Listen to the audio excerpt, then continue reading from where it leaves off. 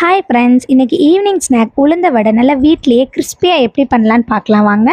அதுக்கு உளுந்த ஃபஸ்ட்டு நல்லா பொது பொதுன்னு வர மாதிரி ஆட்டி எடுத்துக்கணும்.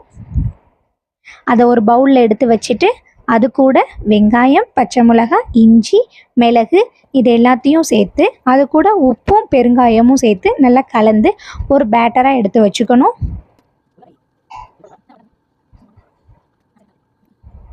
எண்ணெய் நல்லா சூடானதும் எண்ணெயில் நல்லா கையில் ஒட்டாத மாதிரி இந்த அளவுக்கு எடுத்து, கையில் ஒட்டக்கூடாது, மாவு கையில் ஒட்டுச்சுன்னா நல்லா கிறிஸ்பியாக வராது, தனித்தனியாக பிரிஞ்சிரும்.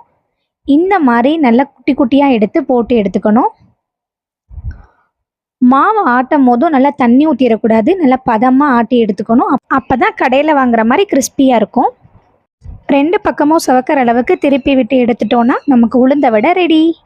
எப்படி இருந்துச்சுன்னு செஞ்சு பார்த்துட்டு மறக்காமல் கமெண்ட் பண்ணுங்கள். தேங்க்யூ.